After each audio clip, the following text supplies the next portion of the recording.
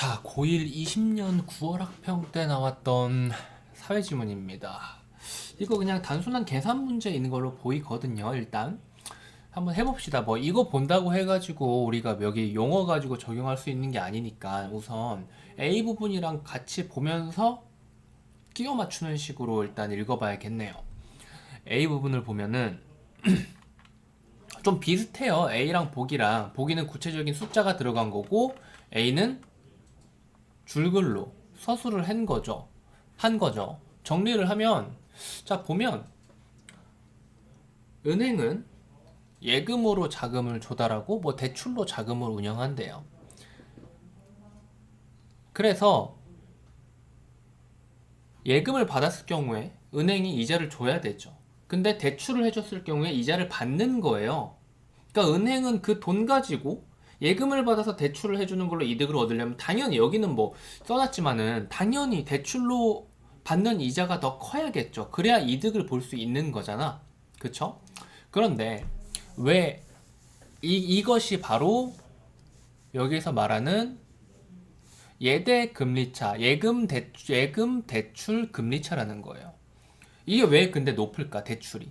생각을 해보면 대출은 얘가 줄지 말지 불확실한 거잖아요. 그래서 위험할증금이라는 것이 부과되기 때문이래요. 은행의 영업이익은 예대 금리차로 발생한 수익에서 이것만 좀 해둡시다.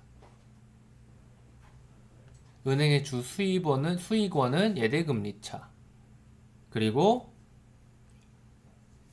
영업이익은 예대 금리차로 발생한 수익에서 인력과 지점 조직, IT 인프라를 유지하기 위한 경상 운영비를 차감한 것이 된다.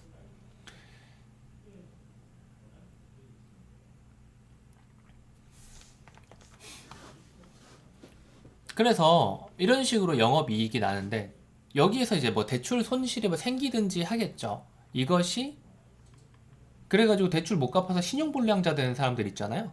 그런 사람들이 이제 은행에서 이렇게 대출 손실을 불러일으키는 건데, 만약에 대출 손실이 영업이익을 넘어선다면 어떻게 돼요? 자본금까지 잠식당하게 된다. 그래서 예금을 받아가지고 대출을 해주는 건 당연히 은행의 일이니까. 하지만 제대로 위험을 관리하라, 뭐 이런 이야기를 하고 있죠. 이거를 그대로 아래로 가져와서 보면, 자, 굳이 쓸 필요가 있을지 모르겠는데, 자산이 천억이래요. 그리고 이 자산은 모두 대출을 해준대요. 이 중에 900억 원은 예금으로 100억 원은 자본금으로 조달한 것이다. 그렇기 때문에 어떻게 돼요? 음?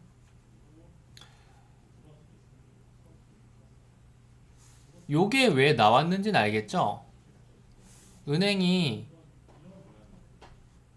900억 플러스 100억이 있는데 얘는 자본금이기 때문에 이자를 줄 필요가 없고 얘는 예금이기 때문에 2%의 이자를 줘야 됩니다. 그게 바로 여기에요. 하지만 은행이 지금 들고 있는 돈은 1000억이기 때문에 이걸 가지고 대출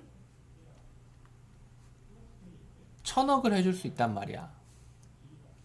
그래서 예로는 4%, 얘는 플러스고 얘는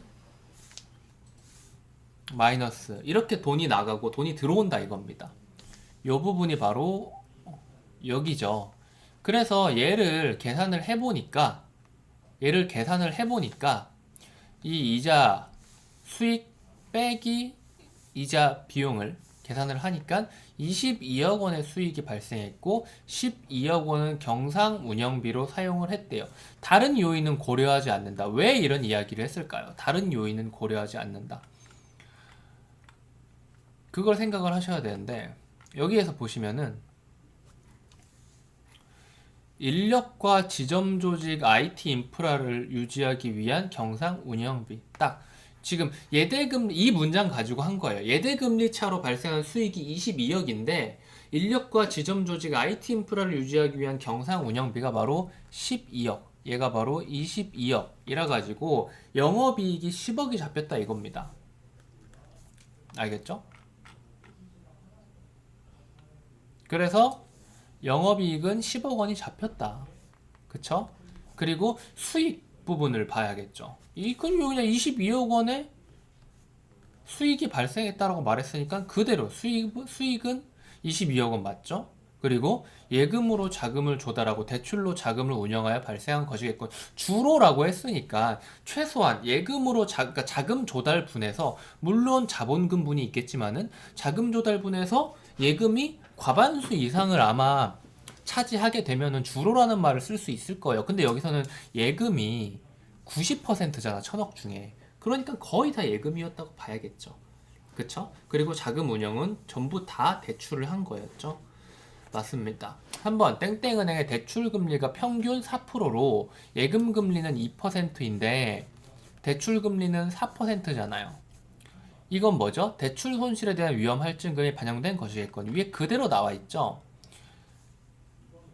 대출 손실에 대한 위험 할증금. 그쵸? 이게 부과되기 때문에 대출 이자가 높다라고 이미 나와 있어요. 그대로 말한 거고요. 그럼 4번이나 5번이 답이겠네. 4번. 만약 땡땡은행에 대출 손실이 12억 원 발생했다면 땡땡은행의 자본금이 잠식이 되었을까? 자본금은 어떨 때 잠식이 될까요? 확인해 봐야겠죠. 자본금은 대출 손실이 영업이익을 넘어선다면 자본금을 잠식당한다라고 나와 있어요. 영업이익은 얼마였죠? 10억이었죠. 영업이익 10억이었죠. 대출 손실 얼마였어요? 대출 손실 12억 원 발생했다면 자본 잠식이 얼마 되는 거예요? 2억 원만큼 잠식되겠죠. 그럼 답은 오네요. 만약 땡땡은행이 평균 2%인 예금 금리를 올린다면 지점 조직을 유지하기 위한 비용이 더 줄어서 수익이 늘어나 있고 이건 뭔 소리예요? 응? 비용이 어디에 들어가냐? 비용이 뭐야? 이 경상 운영비가 인력, 지점 조직, 인프라를 유지하기 위한 것이 경상 운영비인데 얘가 그러니까 얘는 지금 그걸 물어보는 거잖아. 이게 지금 정리가 돼요?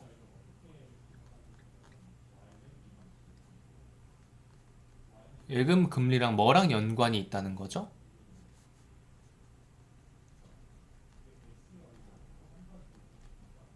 예금 금리랑 경상 운영비랑 뭔가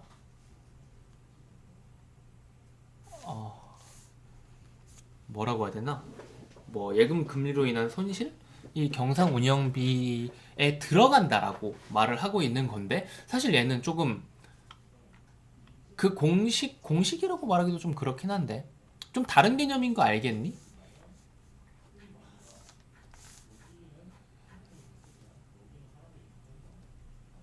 대출, 이자, 소득, 마이너스 예금, 이자, 비용 여기까지가 뭐예요? 수익입니다. 그쵸? 여기에 마이너스 경상 운영비를 해야 영업이익이 나는 거죠. 그래서 얘랑 얘는 사실은 구분되어 있어야 돼요. 그런데 얘랑 연결을 지어버린 거죠. 두 개가 구분되어야 되는 개념인데 예금금리와 경상운영비는 연관이 없습니다. 예금금리는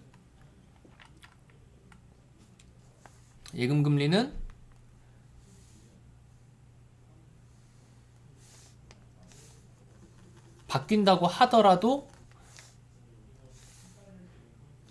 예대 금리차로 발생한 수익 으로 끝나는 거지 예금 금리가 올라가든 내려가든 경상운영비와는 연관이 없겠죠. 물론 예대금리처럼 발생한 수익에서 경상운영비를 빼야 영업이익이 되는 건 맞겠지만 예금 금리나 대출 금리가 경상운영비에 직접적으로 영향을 미치는 건 아니에요. 아시겠죠? 그래서 답은 5번이 되겠습니다. 여기까지 할게요.